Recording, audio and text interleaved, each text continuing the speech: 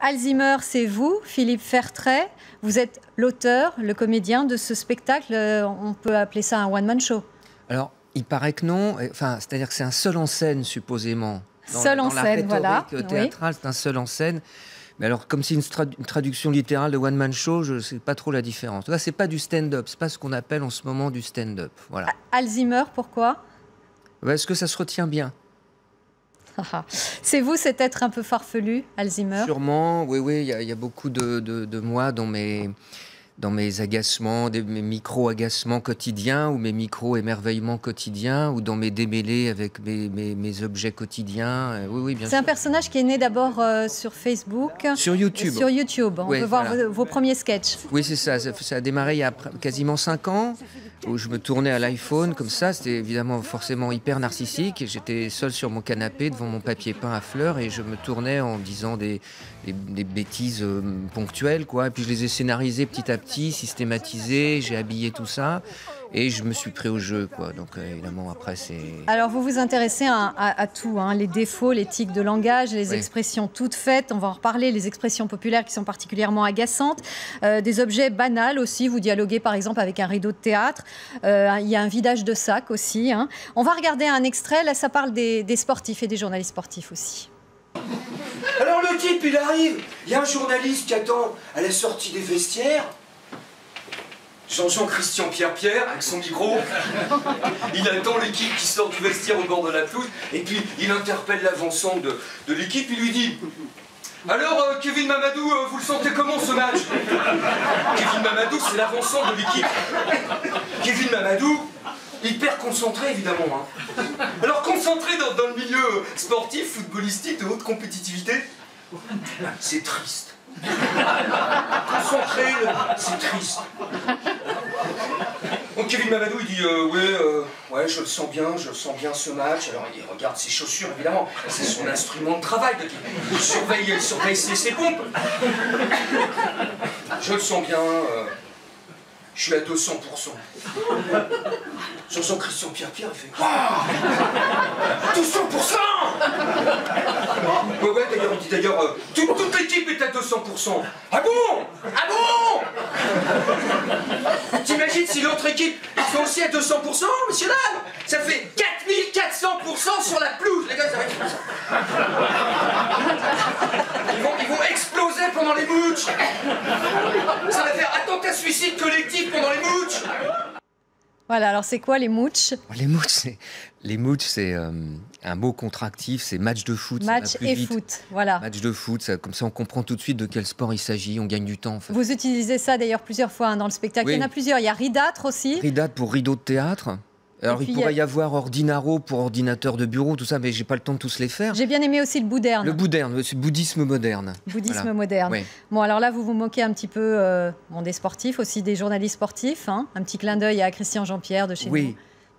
C'est amical. Que je regarde beaucoup, forcément, comme tout le monde. Mais parce que, si vous voulez, moi, ce qui m'intéresse beaucoup, c'est la rhétorique, les micro-langages, les métalangages qui sont engendrés par les professions. La vôtre, c'est typique, évidemment, ce que j'appelle, moi, le parler médiatique. Voilà. Alors, dans le sport, il y a toute une rhétorique terrible, y compris la rhétorique des sportifs eux-mêmes. C'est pour ça que je dis c'est totalement surnaturel. Dans le spectacle, je compare ça à un exemple de base. Je dis, si tu veux remplir une caisse qui contient 100 kg de plomb et que tu lui mets 200 kg de plomb, elle explose. Donc, les types vont exploser pendant les mooches, quoi. Ils n'explosent jamais, évidemment. Bon. Vous n'étiez pas du tout comédien au départ, Philippe Fertret? C'est-à-dire que c'était pas, en tout cas, c'était pas revendiqué ou vécu comme tel. Moi, je viens des arts plastiques, je viens de la peinture, et du graphisme, donc j'ai fait toutes sortes de métiers d'art, disons, de pratiques artistiques. Vous avez fait les arts déco? Je fais les arts déco de Paris, oui. Je reste dans le 5e arrondissement. C'est le centre. Il ne faut pas trop s'éloigner, oui. C'est le centre de l'univers, c'est le centre de Paris, capitale du monde de l'univers. Donc je reste dans le 5e, la rue d'Ulm, mais derrière le théâtre de la Contrescarpe, c'est très pratique. Donc ça, je suis pas dépaysé, si vous voulez. Ça va, ça reste c'est jouable, d'une bonne jouabilité. C'est un théâtre qui a une très bonne jouabilité. Et la mise en scène, il faut en parler aussi, c'est Virginie Darmon. Virginie Darmon, et voilà, qui elle aussi vient de ce milieu interlope de la comédie et du show business. Et comme dit le proverbe, there's no business like show business. Donc voilà, donc elle était en terre familière, parce qu'elle connaît ce monde-là. Moi, quand le directeur du théâtre, Dominique Gosset, m'a dit « voilà ta loge », je ne comprenais pas s'il blaguait ou pas. Mais Virginie Darmon, qui fait un travail qui va bien au-delà de la mise en scène, qui est du soutien, du coaching, tout un tas de métiers cumulés avec moi, qu'on s'est beaucoup disputé, on fait des répétitions très très musclées. Et alors, comme j'ai vu qu'elle tenait bon et qu'elle résistait, je me suis dit c'est ça qu'il faut faire. C'est difficile justement de se lancer comme ça dans un spectacle quand on n'est pas comédien au départ.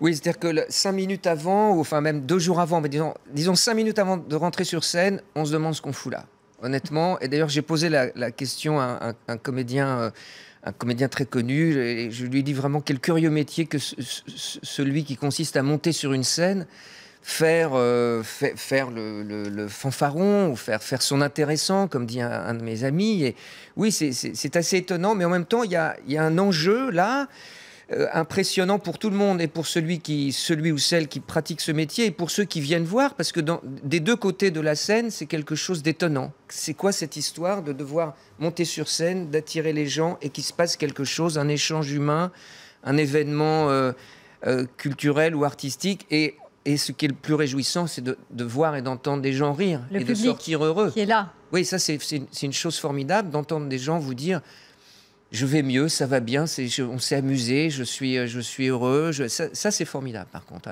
Alors vous jouez pas tous les soirs, vous jouez une fois par semaine. Voilà, je pratique le mardisme. Donc je ne joue que le mardi soir à 21h30. Voilà, au théâtre de la Contrescarpe, Paris 5e. Et c'est aussi une épreuve curieuse de devoir jouer qu'une seule fois par semaine. Mais quand on est débutant, il faut savoir être modeste. Et donc, après, je ferai plus quand je pourrai, quand je serai capable. Alors, il n'y a pas une histoire, hein, c'est une succession de sketchs.